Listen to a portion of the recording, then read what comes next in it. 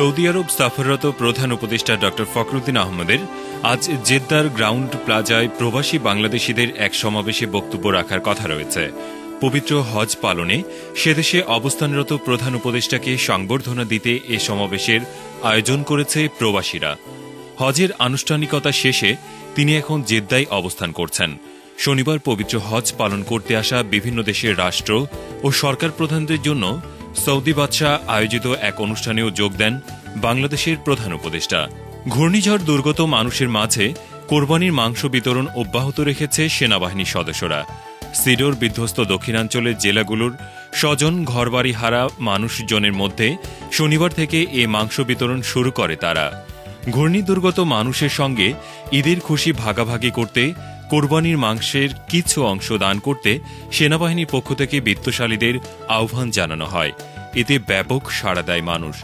রাজধানী ঢাকা ও বন্দরনগরী চট্টগ্রামের বিভিন্ন সেনা ক্যাম্পে সংগ্রহীত হয় ৫০ টনেরও বেশি মাংস।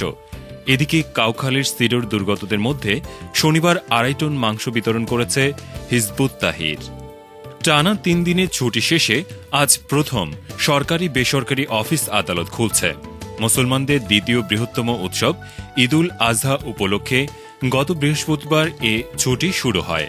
তবে রাজধানী ঢাকার রাজপথ এখনও ফাঁকা। জন্মসূত্রে আমেরিকার নাগরিক হলেও এদেশে শিশুদের জন্য কাজ করার আগ্রহ নিয়ে এখন ঢাকায় বাংলাদেশি বংশোদ্ভূত junior miss America Nora Ali শনিবার ১০ দিনের এক সংক্ষিপ্ত সফরে এসে শিশুদের জন্য কাজ করার আগ্রহের কথা সংবাদ মাধ্যমকে জানান কিশোরী এ সুন্দরী। আগামীকাল থেকে মিস জুনিয়র আমেরিকা রাজধানী ঢাকা ও এর আশেপাশে বিভিন্ন অনুষ্ঠানে যোগ দেওয়ার কথা রয়েছে। এদেশের বঞ্চিত শিশুদের কল্যাণে আমেরিকায় তহবিল সংগ্রহের কাজ করছেন বলেও জানান নোরা আলী। কড়া নিরাপত্তার মধ্য দিয়ে আজ থাইল্যান্ডের সাধারণ নির্বাচনে ভোট গ্রহণ শুরু হয়েছে। রাজনৈতিক দলগুলো এ নির্বাচনে অংশ নিলেও ভোটার উপস্থিতি কম হতে পারে বলে আশঙ্কা প্রকাশ করেছেন বিশ্লেষকরা।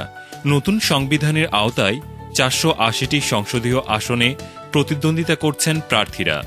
প্রধানমন্ত্রী থাকসিন সিনাওয়াত্রাকে ক্ষমতাচ্যুত করার পর দেশটিতে এই প্রথম সাধারণ নির্বাচন অনুষ্ঠিত হচ্ছে। বিতর্কিত নির্বাচন নিয়ে বিরোধী দলের ব্যাপক বিক্ষোভের মুখে রক্তপাতহীন এক সামরিক অভ্যুত্থানে ক্ষমতাচ্যুত হন সিনাওয়াত্রা।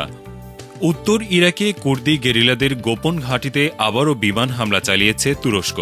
৩৫ মিনিট ধরে চালানো এ হামলায় কেউ হতাহত হয়েছে কিনা তা জানা যায়নি। গত রবিবারও তুরস্কের যুদ্ধ বিমান থেকে এ ধরনের হামলা চালানো হয়।